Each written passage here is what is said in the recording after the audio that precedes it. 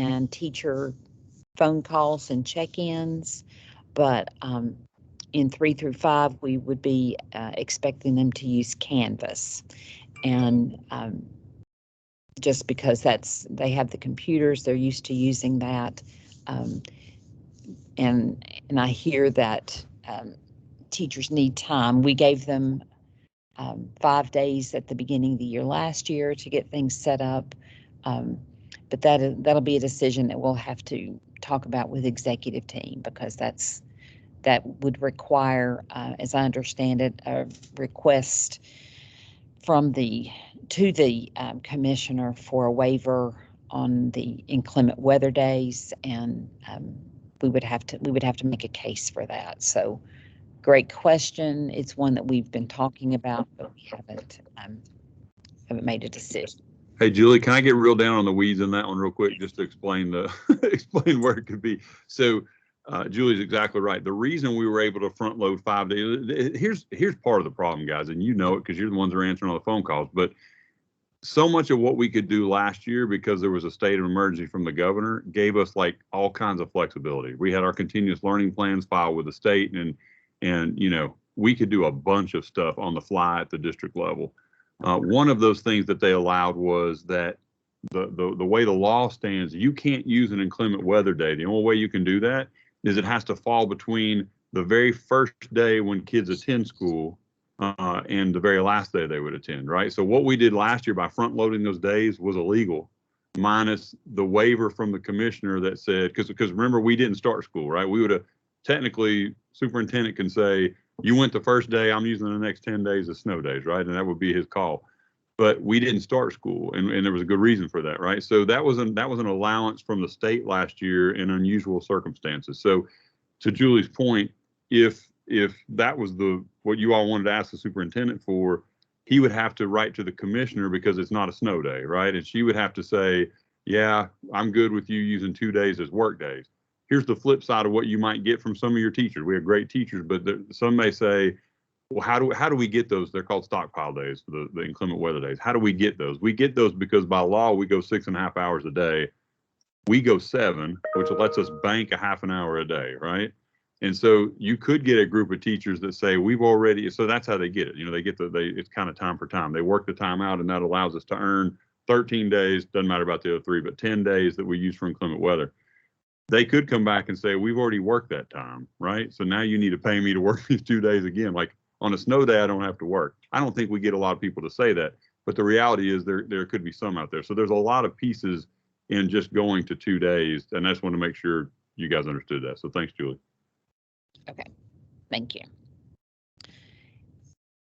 I don't disagree that they need that, or that would be a great idea and that they would use that time.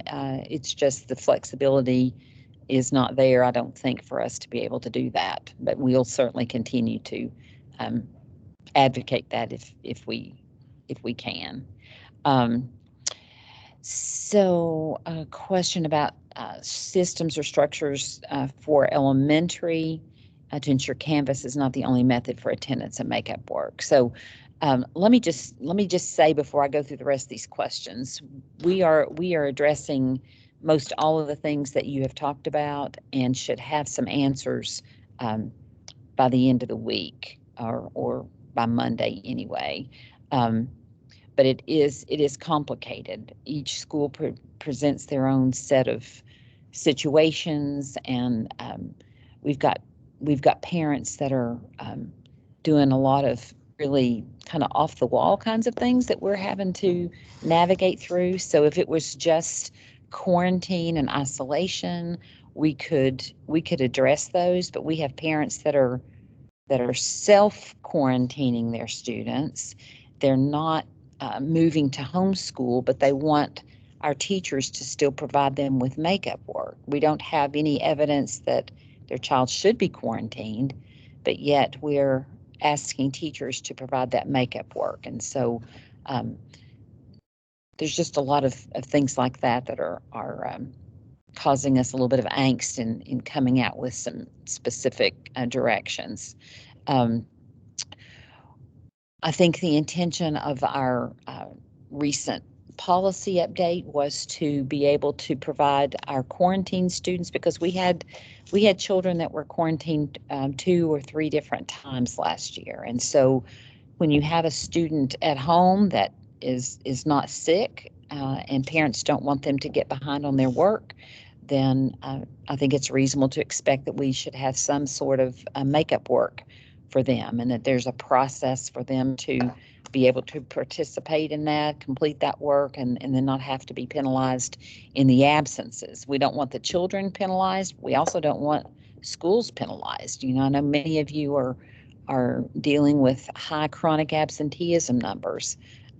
And so a lot of that is generated because of those quarantine numbers that we had last year. So we do think that we're going to be able to offer students that are quarantined or isolated an opportunity to complete their makeup work, and then therefore they could be counted present using that VL code.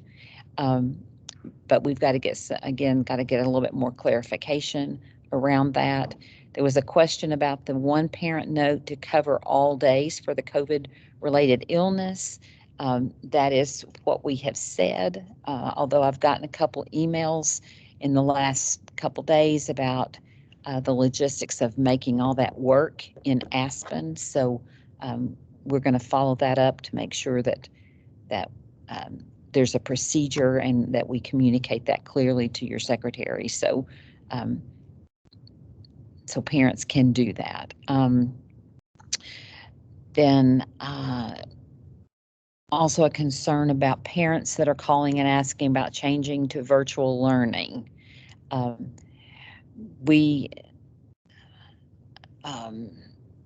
Was my understanding that transfer period has closed, and we are not prepared to reopen that. This person said that they were telling them to contact Rose King.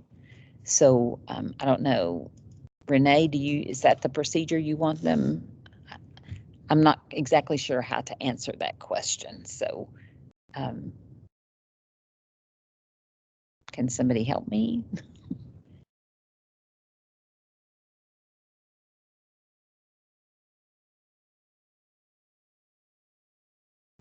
Nope. Okay, I will find out and get back to you. Hey, Julie. Hey, Wait a minute. Here we go. Hey, Okay. Julie, it's Bob. Hey, Renee had to step out just a few minutes. We've got a situation going somewhere here, so let us get back and give you a response. Okay, that's fine. That's fine. Let's see. So Canvas expectations, as I said before, for K2, the expectation is that you can continue to use packets. And we decided last week that even Canvas expectations for students in grades 3 through 5 would not go into effect until October the 18th. So when we return from fall break, so to give teachers a chance to get things in place, to really become familiar with Canvas. Although we talked about that, early on at the beginning of the year, that we don't want teachers learned a lot of things and are using Canvas, and we don't want to lose that knowledge or that understanding. So if K2 students are using packets and they are not accessing Canvas, then I don't know why they would need to send their Chromebooks home. So good question. Let's see. So the question is, if our 3-5 want to allow synchronous learning for quarantines and isolation, is that something we can consider instead of asynchronous? Or maybe we will get,